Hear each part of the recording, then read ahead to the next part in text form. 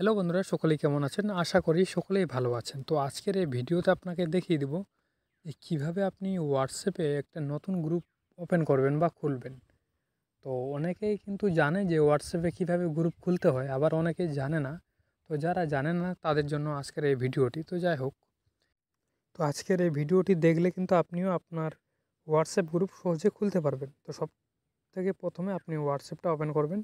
হোয়াটসঅ্যাপটা open করার পর উপরে 3 ডট দেখবেন ডান সাইডে, এখানে একবার ক্লিক করবেন। তারপর এখানে একটা অপশান দেখতে পাবেন নিউ গ্রুপ বলে, ঠিক আছে? এই যে নিউ গ্রুপে একবার ক্লিক করবেন।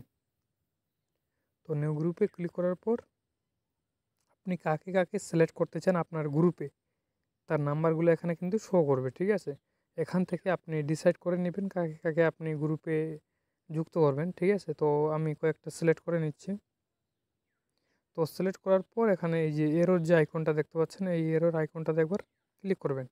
তো ক্লিক করার পর এখানে দেখতে পাবেন যে গ্রুপ নেম, আপনার গ্রুপটার নাম কি রাখতে চান সেই নামটা এখানে দিয়ে দিবেন। আপনার পছন্দ মতো যে কোনো একটা নাম এখানে দিয়ে দিবেন। হতে পারে ইংলিশ থেকেও দিতে পারেন, বাংলা থেকেও বা অন্যান্য ভাষাও কিন্তু দিয়ে দিতে পারেন, ঠিক আছে?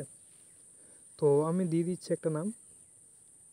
তো আপনি যদি চান তো এখানে ইমোজিও কিন্তু এড করতে পারেন। তারপর এই জায়গাতে ক্লিক করলে আপনার প্রোফাইলের ছবি কী রাখতে চান এটা কিন্তু সিলেক্ট করে নিতে পারেন। তো এখানে যদি ক্যামেরা থেকে ক্লিক করেন ডাইরেক্ট আপনার ক্যামেরাটা ওপেন হয়ে যাবে।